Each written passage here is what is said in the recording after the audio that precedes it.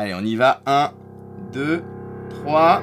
Salut les petits sorciers, j'espère que vous allez bien. Aujourd'hui, je vais vous apprendre à faire un sérum baveur. Alors le sérum baveur, qu'est-ce que c'est? C'est tout simplement la première expérience de mon livre Petit manuel de potions pour sorciers débutants. Je vous en reparle après, d'abord place à l'expérience. Et aujourd'hui, vous n'aurez besoin que de deux choses, un peu de vinaigre et un peu de bicarbonate de soude. Et un peu de colorant alimentaire si jamais vous avez envie. C'est parti! Alors pour commencer, ce qu'il faut faire, c'est mettre un petit peu de vinaigre à l'intérieur d'un petit récipient. Alors moi, j'ai un Erlen meilleur de chimie, mais en vrai, ça peut être absolument n'importe quoi, ça peut très bien être un verre. Je vais en remettre un petit peu, tiens, histoire d'être sûr qu'on en a pas mal. Voilà, là ça me paraît très bien. Et je vais ajouter un petit peu de colorant alimentaire, histoire de rendre tout ça un petit peu plus joli. Voilà, là c'est magnifique. Regardez-moi un petit peu cette couleur comme c'est beau. Et une fois que vous avez fait ça, maintenant il vous reste plus qu'une seule chose à faire, c'est mettre une bonne petite poignée de bicarbonate de soude à l'intérieur et c'est parti. Allez, on y va. 1, 2, 3, hop là.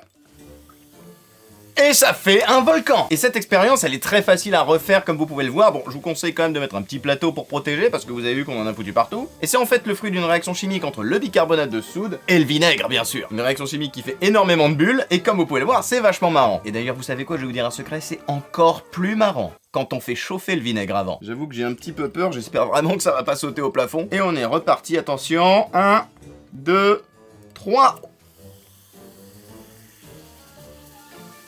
Ça va, on a échappé belle.